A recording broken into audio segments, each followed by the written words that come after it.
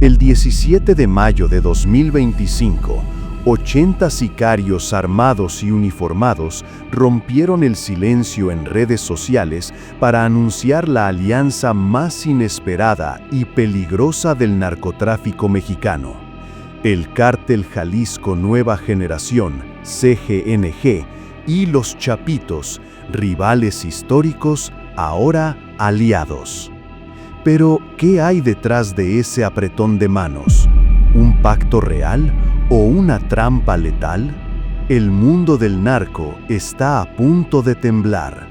Las calles de Sinaloa hierven con más de 300 muertos en solo 2 meses, un baño de sangre que convirtió a Culiacán y Mazatlán en escenarios de una guerra sin cuartel. Mientras tanto, el gobierno federal desplegó a más de 10,000 soldados, una muestra clara del caos que nadie puede controlar. En medio de ese fuego cruzado, la figura de Nemesio el Mencho Oseguera, líder del CJNG, se alza como la sombra más oscura, la mente maestra que ahora maneja piezas que parecían imposibles de unir. Esta alianza no es una historia de reconciliación. El Mencho es un maestro en el arte de la traición, y el CJNG no olvida. En 2016, el Mencho ordenó el secuestro de Iván Archibaldo Guzmán, uno de los hijos de El Chapo. Ahora, 9 años después, se estrechan las manos. Pero los expertos saben que cada acercamiento del CJNG es un veneno disfrazado. Su método es siempre el mismo: acercarse a los grupos debilitados, ofrecer apoyo, infiltrarse y finalmente absorber o eliminar. La guerra interna en Sinaloa estalló tras una traición aún más profunda. En julio de 2024, Joaquín Guzmán López, medio hermano de Iván Archibaldo, entregó a Ismael El Mayo Zambada a las autoridades estadounidenses. Esa acción desató un infierno. La facción del Mayo, liderada ahora por su hijo El Mayito Flaco, tomó el control y lanzó una ofensiva brutal contra los Chapitos. Secuestros, asesinatos, robos de vehículos y arrestos se volvieron moneda corriente. Pero el Mencho observaba con paciencia. Desde sus bases en Michoacán, dejó que la sangre corriera entre sus enemigos mientras tejía su red para tomar el poder. No vino a ser aliado, vino a conquistar. Enviando a sus fuerzas especiales más letales, el FEM, para infiltrarse en las filas de los Chapitos, la alianza era solo el primer paso de una absorción silenciosa pero implacable. Este es el tablero donde se juega el destino del narco en México. Una alianza de enemigos, una guerra civil sangrienta y una traición que cambiará el mapa del crimen organizado. Para siempre. Sinaloa está en llamas, más de 300 muertos en apenas 2 meses, y las calles de Culiacán y Mazatlán se han convertido en un campo de batalla donde nadie está seguro. Pero esta guerra no es solo entre facciones tradicionales. Es una lucha donde el CJNG mueve sus piezas con astucia criminal, usando a los Chapitos como peones en un juego que no entenderán hasta que sea demasiado tarde. El objetivo del Mencho es claro: dominar Sinaloa, uno de los territorios más codiciados del narco mundial, controlar las rutas del Pacífico a Estados Unidos y hacerse con el poder total. Pero el CJNG no lo hará de frente, usará la traición como su arma más letal. No hay lugar para la lealtad en este mundo, solo para la ambición y la sangre. Gonzalo Mendoza Gaitán, el Sapo, operador clave del CJNG, fue enviado para apoyar a los Chapitos, pero su misión era mucho más oscura: infiltrar, vigilar y preparar el terreno para la absorción. Los informes de inteligencia de la DEA dejaron claro que el CJNG planeaba una expansión masiva usando esta supuesta alianza para controlar plazas estratégicas sin levantar sospechas. La llegada del FEM, las Fuerzas Especiales de Mencho, al terreno de los Chapitos es una señal inequívoca de la magnitud del plan. Mientras tanto, la facción del Mayo, con el apoyo de la organización de El Chapo Isidro y grupos rusos, avanza implacable, arrebatando territorio que antes parecía inexpugnable. La guerra interna en Sinaloa ha dejado un saldo devastador: miles de secuestros, asesinatos y una población aterrorizada que vive bajo la sombra constante de la violencia. El pacto entre CJNG no es más que una cortina de humo. Detrás de ese anuncio en redes sociales se esconde una batalla por el control absoluto. El CJNG no vino a aliarse, vino a destruir y a reinar. Y los Chapitos, atrapados entre su necesidad de sobrevivir y la traición de sus supuestos aliados, están cada vez más aislados. El tiempo corre y cada movimiento en este tablero es crucial. El CJNG no solo quiere territorio, quiere eliminar a sus rivales y controlar todas las rutas del narcotráfico. Sinaloa es la joya de la corona, y el Mencho tiene los ojos puestos en ella desde hace tiempo. Esta no es una alianza, es el preludio de una guerra que transformará para siempre el rostro del crimen organizado en México. ¿Puede la traición ser el arma más letal en la guerra del narcotráfico? La historia del CJNG es una lección brutal sobre cómo el Mencho ha perfeccionado el arte de traicionar para dominar. Desde sus orígenes, ha utilizado la deslealtad como estrategia para absorber y destruir a sus antiguos aliados. Y ahora, los Chapitos están al borde de ser la próxima víctima de esta cruel fórmula. Recordemos casos como el de César Morfín, el Primito. Este operador, que alguna vez fue aliado del CJNG, terminó entregando información a las autoridades estadounidenses, provocando un golpe duro para la organización. O Eric Valencia, cofundador del CJNG, expulsado y despojado de todo el poder que ayudó a construir. Si el Mencho pudo traicionar a quienes le ayudaron a fundar su imperio, la pregunta es clara: ¿qué no hará con los Chapitos? El caso de Gonzalo Mendoza Gaitán, el Sapo, es la encarnación de esta estrategia. Enviado para apoyar a los Chapitos, su verdadera misión era infiltrarlos y preparar la caída. La llegada del FEM, brazo armado élite del CJNG, a las filas de los Chapitos no es un acto de fraternidad, es una sentencia de muerte. La DEA ya alertaba sobre este movimiento en su reporte 2025. Lo que parecía una alianza era en realidad la preparación para un golpe final. Mientras tanto, la facción del Mayo Zambada y sus aliados, como el Mayito Flaco y el Chapo Isidro, no han dejado de avanzar, arrebatando territorios y fortaleciendo su dominio. Los Chapitos, debilitados y atrapados en una red de traiciones, luchan no solo contra sus enemigos, sino contra quienes supuestamente deberían ser sus socios. Esta guerra interna es un espejo de la brutal realidad del narcotráfico mexicano, donde la confianza es una debilidad y la traición la regla. Pero esta historia no solo habla de violencia y traiciones, también revela el poder del narco para infiltrarse en todos los niveles, desde las calles hasta las redes sociales y las finanzas internacionales. La caída de los Chapitos podría ser el inicio de un cambio profundo en el mapa del crimen organizado, con el CJNG a la cabeza marcando un antes y un después en la historia del narcotráfico en México. ¿Quién controla realmente Culiacán? Esa ciudad con casi 1 millón de habitantes no es solo un territorio más, es el corazón palpitante del narcotráfico en México. Controlar Culiacán significa dominar las rutas del Pacífico, los corredores que llevan droga, armas y dinero hacia Estados Unidos. Y hoy, ese control está más disputado que nunca. Después de años de enfrentamientos sangrientos, la guerra interna del cártel de Sinaloa dejó a los chapitos en una posición de debilidad extrema.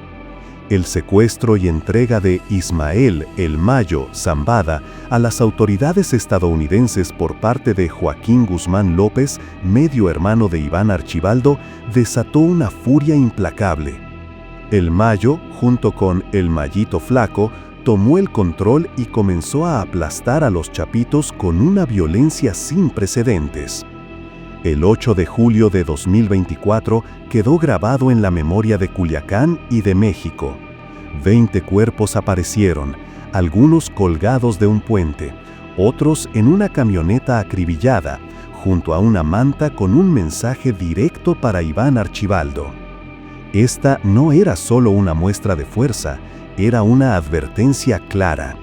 El Mayo y sus aliados, incluyendo a la organización de Fausto Isidro Mesa, el Chapo Isidro, y hasta grupos rusos, estaban decididos a recuperar cada centímetro perdido. Pero mientras la guerra civil destruía la estructura interna del cártel de Sinaloa, el CJNG observaba y esperaba. Nemesio Oseguera, el Mencho, desde las montañas de Michoacán, veía cómo sus enemigos se debilitaban entre sí. Su estrategia no era la confrontación directa, sino la infiltración y absorción silenciosa. Culiacán, Mazatlán, El Dorado, Cozala, ciudades que durante décadas habían sido fortalezas de los chapitos, hoy están bajo amenaza directa. Sin embargo, más allá de la violencia y el caos, existía una jugada maestra: usar a los chapitos como fachada para entrar y controlar el territorio, y así sortear el rechazo local a los foráneos. La paciencia y la inteligencia estratégica del CJNG los colocaba en posición de ganar el juego, aunque fuera a costa de sus supuestos aliados. El futuro de Culiacán es incierto. En un tablero donde cada movimiento se paga con sangre, la batalla por el poder es solo el comienzo de una guerra que puede redefinir el narcotráfico en México y la región. ¿Podrán los chapitos resistir la tormenta o serán consumidos por la traición y la ambición del CJNG? ¿Qué pasa cuando una alianza que debería ser de apoyo se convierte en la mayor amenaza? Los chapitos firmaron un pacto con el CJNG, pero lo que parecía un respaldo terminó siendo su sentencia de muerte. Nemesio Oseguera no solo es el líder más sangriento, sino también el estratega criminal más frío y calculador que México ha visto. La traición no es un error en su libro, es la regla. El modus operandi del CJNG está probado en sangre: acercarse a grupos debilitados, ganarse su confianza, infiltrarlos y absorberlos sin piedad. Este método le ha funcionado una y otra vez. Lo vimos con los Metros del Cártel del Golfo, con la Unión Tepito en Ciudad de México y con los Pájaros de la Sierra. En cada caso, la alianza fue el primer paso para la desaparición total de sus aliados. El ejemplo más claro dentro de su propia historia es Eric Valencia, el 85, cofundador del CJNG, quien fue expulsado y despojado del poder militar que había construido. Si Mencho traicionó a quien le ayudó a fundar su imperio, la traición a los chapitos era cuestión de tiempo. Gonzalo Mendoza Gaitán, el Sapo, fue uno de los enviados especiales para apoyar a los chapitos. Su misión: enviar cientos de sicarios de las Fuerzas Especiales Mencho, el FEM, uno de los grupos armados más letales y disciplinados. Pero este apoyo no era altruista. Era una operación encubierta para controlar desde dentro, minar la lealtad y preparar el terreno para la absorción. Mientras los chapitos luchaban desesperadamente contra los mayos, se hundían en una dependencia creciente hacia el CJNG, sin darse cuenta que ya eran peones en un tablero más grande. Las órdenes comenzaron a llegar desde Jalisco, las armas que usaban provenían de Michoacán, y los símbolos en los uniformes de los sicarios eran una mezcla de ambos grupos. Los chapitos dejaron de ser líderes para convertirse en clientes. La DEA había advertido sobre esta alianza estratégica en su reporte 2025, señalando el potencial de un cambio radical en la estructura del narcotráfico mexicano. No era solo una alianza para pelear contra un enemigo común, era el primer paso para una absorción total.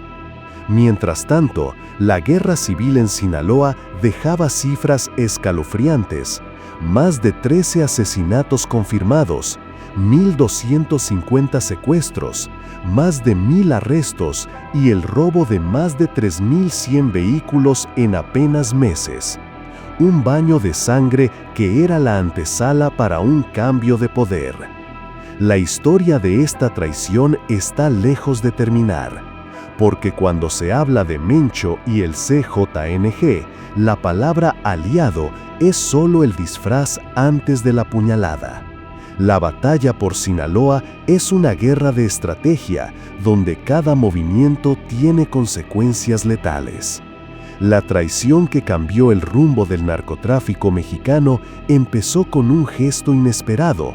En julio de 2024, Joaquín Guzmán López, medio hermano de Iván Archibaldo, secuestró a Ismael El Mayo Zambada para entregarlo a las autoridades estadounidenses.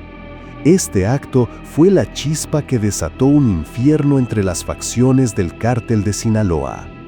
Desde entonces, Ismael Zambada y su hijo, el Mayito Flaco, tomaron el control de la facción leal, lanzando una ofensiva implacable contra los chapitos. El saldo fue devastador: decenas de asesinatos, cientos de secuestros y una guerra sangrienta que convirtió a Culiacán en una zona de conflicto abierto. El 8 de julio, la violencia alcanzó un nivel simbólico que estremeció al país. 20 cuerpos aparecieron en la comunidad de Limón de los Ramos, 4 colgados de un puente y el resto en una camioneta acribillada. La manta que acompañaba el macabro mensaje estaba dirigida directamente a Iván Archibaldo, una amenaza clara de los mayos contra su liderazgo. Esta disputa no solo fue interna. Los mayos contaron con aliados poderosos como la organización de Fausto Isidro Mesa, el Chapo Isidro, y redes de sicarios rusos que ayudaron a recuperar territorios clave en Sinaloa, incluyendo Culiacán, Mazatlán, El Dorado y Cozala, que antes eran bastiones de los chapitos. Iván Archibaldo se encontraba en una situación desesperada. Los informes de inteligencia indicaban que su grupo había perdido territorios estratégicos y enfrentaba serias dificultades económicas para sostener la guerra. Se dice que en febrero de 2025 casi fue capturado en una operación militar que contó con apoyo de drones estadounidenses, escapando por poco a través de un túnel. Culiacán, con casi 1 millón de habitantes, se convirtió en un verdadero campo de batalla. La violencia se apoderó de las calles, con enfrentamientos diarios, secuestros y asesinatos que mantenían a la población aterrorizada. Fue el escenario perfecto para que el CJNG hiciera su movimiento estratégico.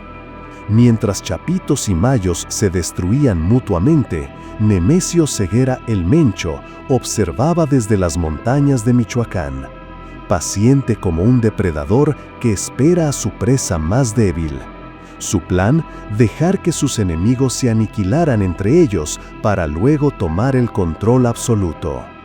El CJNG ya tenía experiencia en tomar plazas estratégicas, como Tijuana, desde 2014, y mantenía alianzas con otros grupos para expandir su poder. Ahora, con la supuesta alianza con los Chapitos, el Mencho tenía una ruta abierta hacia Sonora, consolidando un corredor fronterizo clave. Pero lo que parecía una unión estratégica era en realidad una infiltración silenciosa, donde los sicarios del CJNG se introducían poco a poco en la estructura de los Chapitos para debilitarla desde dentro. Esta jugada maestra es la clave para entender el futuro del narcotráfico en México. La alianza entre el CJNG y los Chapitos, que parecía un acto de unidad, fue en realidad el inicio de la caída de los hijos del Chapo. Nemesio, el Mencho, implementó un plan calculado con precisión quirúrgica para absorber y destruir a sus aliados. Este modelo no es nuevo para el Mencho. Ha perfeccionado el arte de engañar a sus socios para luego eliminarlos o subordinarlos. El caso de los Metros del Cártel del Golfo, quienes primero fueron aliados y luego víctimas de una absorción violenta, es un ejemplo claro.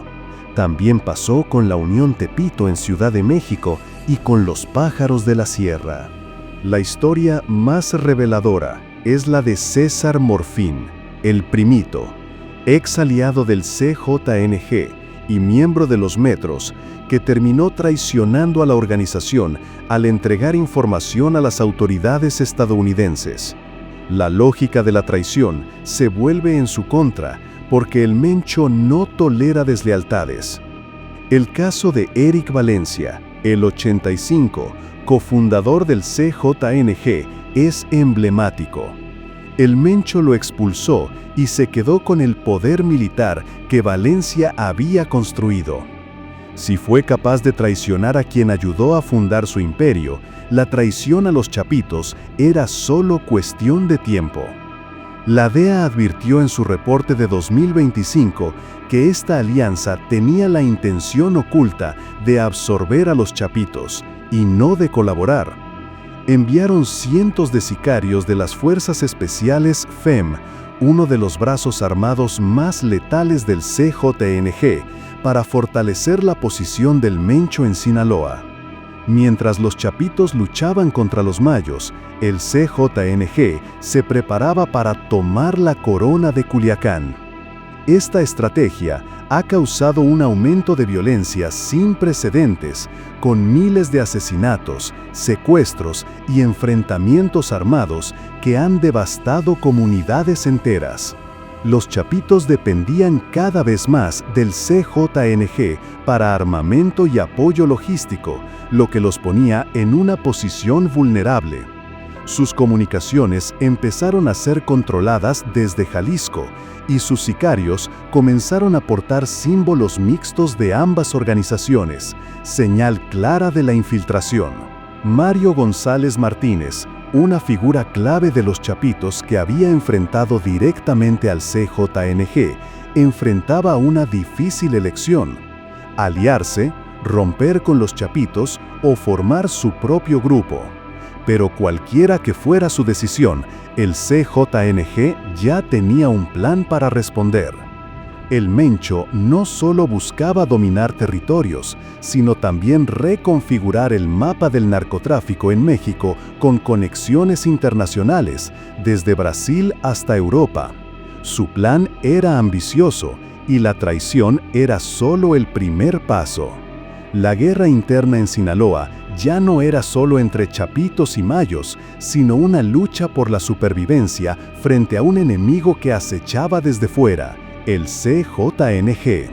El Cártel de Jalisco, con Nemesio el Mencho a la cabeza, había encontrado en este conflicto la oportunidad perfecta para expandir su dominio. Era la madrugada del 15 de enero. Afuera, un convoy de vehículos blindados cortaba la respiración del vecindario. Nadie imaginaba lo que estaba por ocurrir.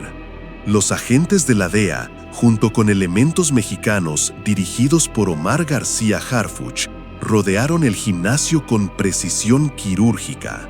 La orden era clara: cateo total. La puerta cayó sin resistencia. Lo que siguió no fue una simple revisión, fue una disección milimétrica. Cada esquina del gimnasio fue inspeccionada como si de una escena de crimen se tratara. Y lo era, porque lo que encontraron no fue metáfora ni exageración. Bajo el ring, en un compartimiento diseñado para pasar desapercibido, yacían 2 toneladas de metanfetamina empaquetadas al vacío, listas para distribuirse. Pero la droga no era lo único. Los sacos de boxeo colgaban como siempre, inofensivos, mecánicos, hasta que uno de los agentes notó el peso inusual de uno. Lo abrió. Dentro no había arena. Había pistolas Glock, rifles AR-15, incluso granadas. Un gimnasio convertido en arsenal. Un templo del deporte convertido en bodega de guerra. Este operativo no fue un acto fortuito.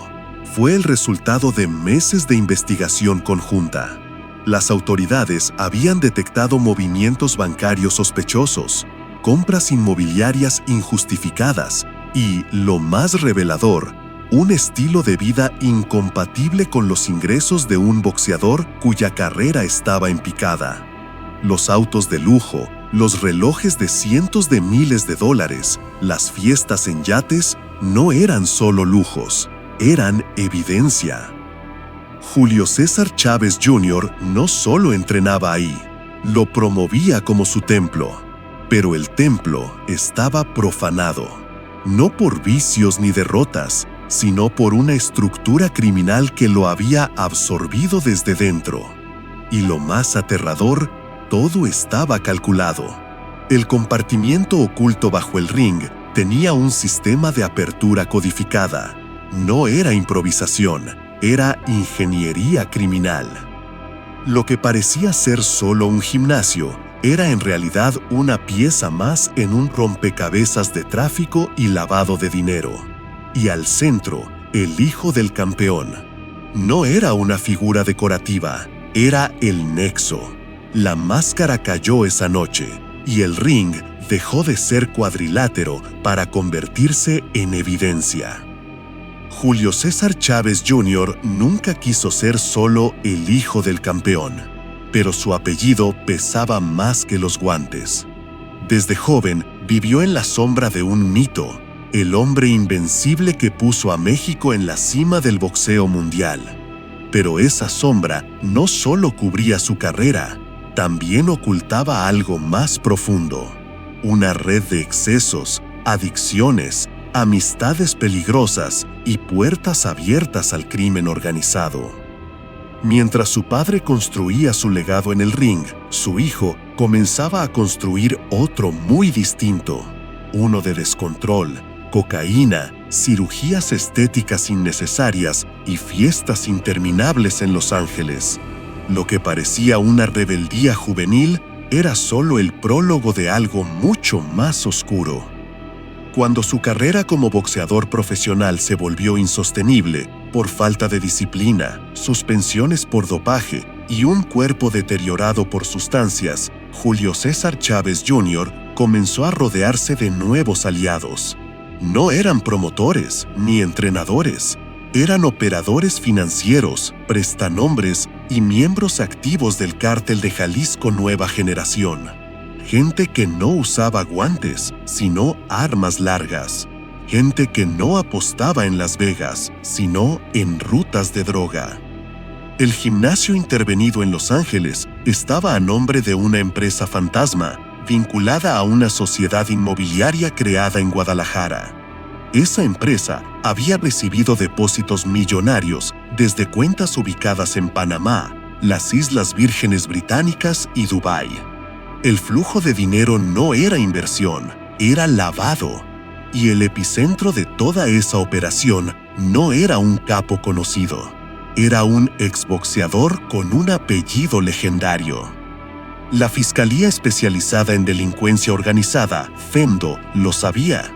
Habían detectado que Chávez Jr. se convirtió en puente, entre empresarios lavadores de activos en México y distribuidores de metanfetamina en California. Su gimnasio era más que fachada. Era el punto de recepción, camuflaje y redistribución. Pero había más. En el cuarto privado del gimnasio, donde se suponía que descansaba y meditaba antes de entrenar, encontraron documentación sensible. Hojas de rutas de transporte terrestre entre Michoacán y Baja California, listas de nombres con iniciales y montos en dólares, y fotografías de presuntos operadores logísticos del CJNG. Todo eso archivado en un folder negro con una calcamonía dorada que decía: «Respira, eres Chávez». Aquel lugar no era simplemente una trampa del narco.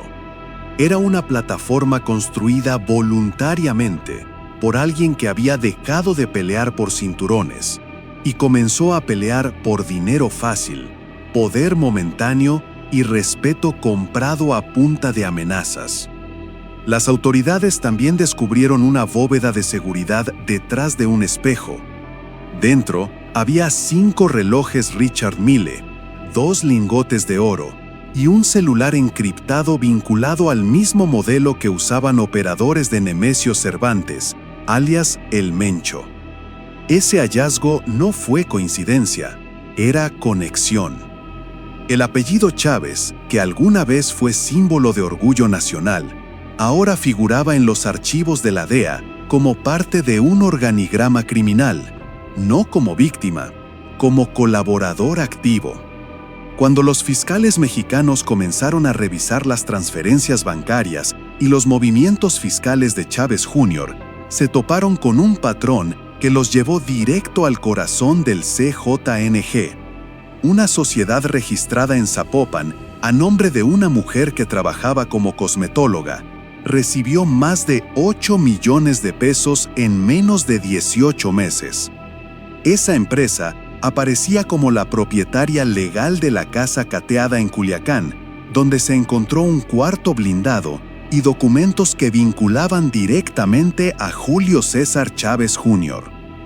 La casa estaba decorada con fotos familiares, cuadros del gran campeón mexicano y trofeos de peleas pasadas. Pero detrás de una pared falsa, las autoridades hallaron 2 cajas fuertes con dólares empacados al vacío, un lote de armas cortas calibre .9 milímetros con la leyenda CJNG-JR y un paquete de documentación encriptada con rutas, siglas y porcentajes. Esa información no venía de un archivo improvisado, era inteligencia operativa. Datos que, según los fiscales, solo manejaban los brazos financieros del grupo de Don Ramón, uno de los contadores principales de la facción de élite que opera en Guadalajara y que se encarga de mover dinero hacia Colombia, El Salvador y el sur de Texas. El nexo con Chávez Jr. no era solamente su presencia en Culiacán, era su relación directa con uno de los principales lavadores del grupo, Eric N., conocido como el Rey del Oxígeno, un empresario de apariencia discreta, dueño de una cadena de clínicas de salud estética que en realidad funcionaban como buzones de efectivo en efectivo. Chávez Jr. aparecía como socio de una de esas clínicas en Tijuana. Según los documentos del SAT, su firma fue usada para registrar la compra de 2 terrenos con valor superior a $3 millones, terrenos que nunca fueron ocupados ni urbanizados, pero que, misteriosamente, tenían gastos deducibles por mantenimiento, seguridad y desarrollo habitacional. Una auditoría interna del gobierno federal detectó que desde esas clínicas se emitían facturas por tratamientos médicos que nunca existieron, infusiones celulares, terapias de renovación mitocondrial y lavado sanguíneo por ozono. Nombres disfrazados de un esquema clásico: emitir facturas falsas para justificar ingreso ilícito. Los fiscales sospechan que Chávez Jr. se convirtió en pieza clave para uno de los esquemas de lavado más sofisticados que ha tenido el CJNG en los últimos años, usar su fama para mover millones de pesos sin levantar sospechas, presentarse como empresario en recuperación y usar sus redes de contactos para legitimar empresas que no generaban ni un solo producto real. Mientras en televisión se mostraba como alguien afectado por las drogas, detrás de cámaras se reunía con hombres que portaban fusiles Barrett y se desplazaban en camionetas blindadas por Guadalajara. Personas que no saludaban con la mano, sino con claves numéricas. La doble vida de Chávez Jr. no era solo una caída, era una decisión consciente. Cuando el cateo a la residencia blindada en Culiacán se hizo público, las alarmas sonaron no solo en los medios, sino en los pasillos del boxeo. El primero en aparecer fue Julio César Padre. Con voz temblorosa, intentó desmarcarse de su hijo en una entrevista breve, alegando que no sabía lo que pasaba y que llevaba tiempo sin tener contacto con él. Pero nadie le creyó, no en Sinaloa, no en Guadalajara, y mucho menos en los círculos donde el dinero habla más que la sangre. Durante años, Chávez Padre había sido la figura intocable, el campeón adorado. Pero esa figura comenzó a resquebrajarse cuando se supo que algunas propiedades a su nombre habían sido transferidas discretamente a terceros días antes del cateo. Entre ellas, un gimnasio en Culiacán que operaba sin registro fiscal y una finca en Jalisco donde la Guardia Nacional aseguró vehículos de lujo con placas sobrepuestas. El silencio del campeón no fue un error, fue una estrategia. Los fiscales creen que Julio Padre fue advertido con al menos 48 horas de anticipación sobre el operativo, no para protegerse de una detención, sino para evitar que se afectara su imagen. La Fiscalía General de la República no tenía intenciones de tocarlo directamente, aún no, pero sabían que su caída, si ocurría, arrastraría consigo a una parte del negocio deportivo en México. Chávez Jr., en ese momento, no dijo una palabra. Se recluyó, desapareció de redes, no dio entrevistas. Pero lo que realmente preocupaba a los investigadores no era su silencio, era su entorno. 2 de sus escoltas personales habían sido abatidos semanas antes en Zapopan, en un enfrentamiento entre células locales. Ambos trabajaban de manera informal para su seguridad, sin estar registrados oficialmente. Uno de ellos, apodado El Sombra, tenía antecedentes por extorsión y secuestro. El otro, Comandante Checo, apareció en una lista negra de la DEA por vínculos con el trasiego de efectivo vía mensajería privada. Ambos vivían en una casa rentada en Colinas de San Javier, donde se hallaron mapas de rutas hacia Tapachula y un sistema de cámaras que apuntaban hacia la casa de un fiscal federal. La narrativa oficial hablaba de un hijo rebelde, hundido en adicciones, pero la realidad mostraba a un hombre rodeado de operadores criminales de primer nivel. Los fiscales ya no lo veían como víctima, lo veían como facilitador, como alguien que se prestó, voluntariamente, para encubrir operaciones multimillonarias bajo el disfraz de clínicas, terrenos y negocios de recuperación. Las sospechas crecieron aún más cuando se rastrearon vuelos privados entre Culiacán, Tijuana y Toluca, todos realizados por personas cercanas al entorno de Chávez Jr. Entre ellos, un empresario de iniciales R.am, quien fue investigado en 2019 por vínculos con prestanombres del CJNG en Baja California. Cada paso que daban los investigadores los llevaba más profundo. El boxeador ya no estaba solo en la mira. Ahora, el apellido Chávez comenzaba a temblar, porque detrás del hijo había una red, y esa red no era ficción, era estructura, y estaba operando desde hace años con total impunidad. Cuando el Ministerio Público solicitó el cateo, no fue solo por sospechas vagas. La FGR ya tenía un expediente abierto desde 2022 bajo la carpeta FED-CDMX-Seido-1123-2022, donde se detallaban movimientos financieros, declaraciones de testigos protegidos y reportes de inteligencia del CNI que mencionaban a Julio César Chávez Jr. como intermediario entre prestanombres del CJNG y negocios inmobiliarios en Mazatlán, Zapopan y la CDMX. El documento, clasificado hasta ese momento, fue elaborado a partir de la declaración de un ex contador del grupo ligado a Canelo Energy, quien, tras ser capturado en San Diego, aceptó colaborar con la justicia a cambio de inmunidad.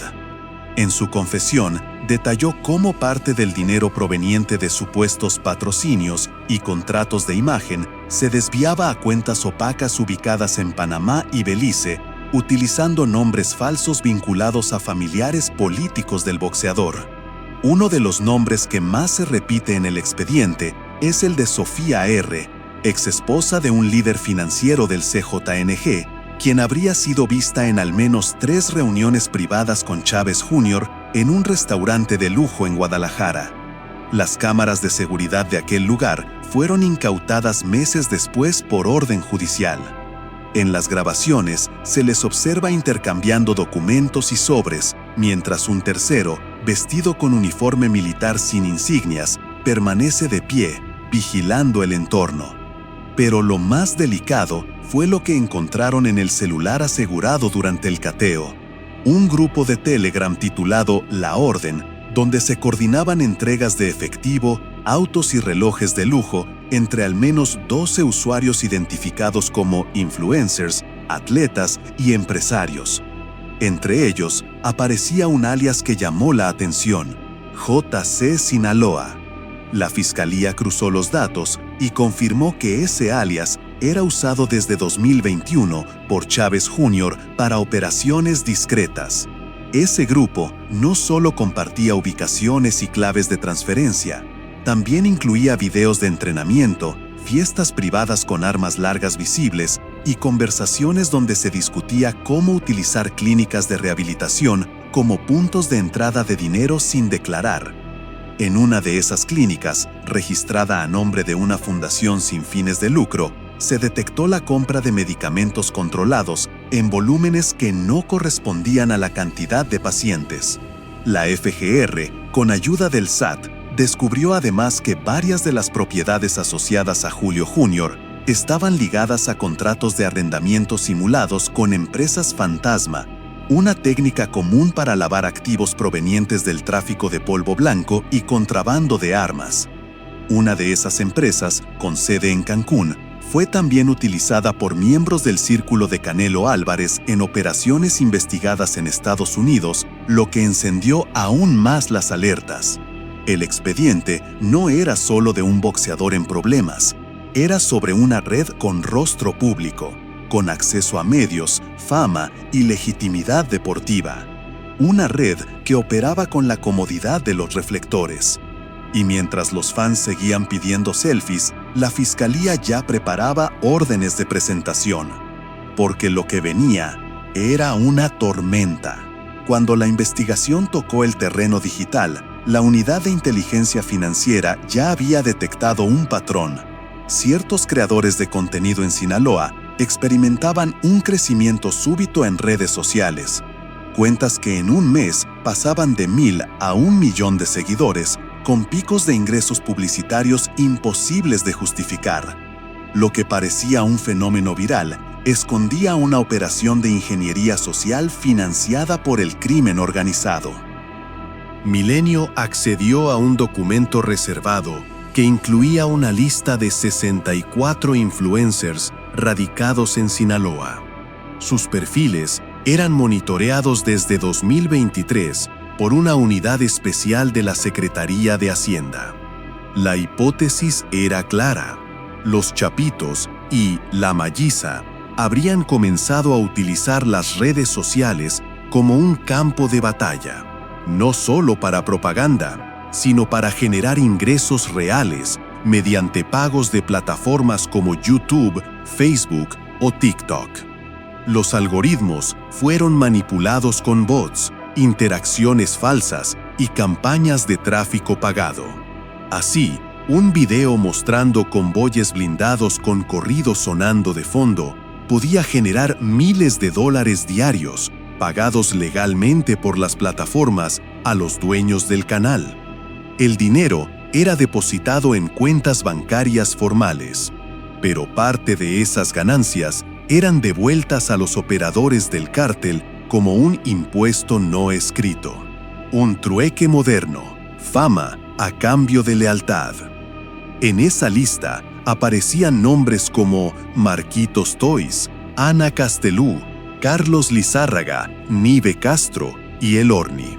Todos con millones de seguidores, videos de vida lujosa y un discurso ambiguo sobre el narco. A veces normalizaban, a veces glorificaban, otras veces simplemente callaban. Lo que tenían en común era algo más que fama.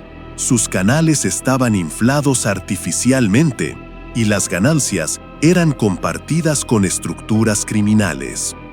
Uno de los casos más documentados es el de Óscar Antonio López Iribe, conocido como El Camionero.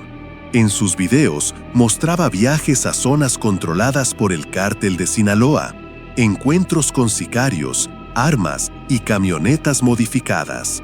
La UIF detectó que entre enero y mayo de 2024 recibió más de 3.2 millones de pesos en pagos de YouTube.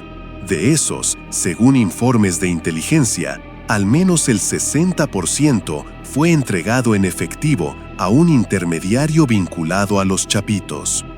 Además, se descubrió que varios de estos influencers actuaban como blanqueadores digitales. Promocionaban marcas locales vinculadas a familiares de operadores criminales. Vendían mercancía con logos o frases asociadas al narco. Incluso organizaban rifas donde los premios eran camionetas de procedencia ilícita. Todo disfrazado de marketing. La estrategia no solo generaba recursos, también moldeaba la percepción pública. Jóvenes de 14 o 15 años imitaban frases, ropa, estética y actitudes. Los influencers se convirtieron en soldados culturales. Y mientras los gobiernos combatían con operativos físicos, los cárteles ya ganaban la guerra psicológica desde un celular. Las fiscalías estatales ignoraron el fenómeno por años, pero ahora, con evidencia bancaria, rastros digitales y testimonios protegidos, la FGR prepara un golpe que no será en la sierra ni en una bodega, será en una casa de youtubers con orden de arresto en mano. El hallazgo que activó las alarmas no vino de México, sino de Ecuador. En mayo de 2024, durante un cateo realizado en una bodega de Quito, agentes de inteligencia encontraron un servidor clandestino operado por técnicos venezolanos vinculados al ex-SEBIN, el Servicio de Inteligencia Chavista. Lo que parecía una base para clonación de tarjetas y malware reveló otra cosa: un nodo de distribución digital vinculado al cártel de Sinaloa.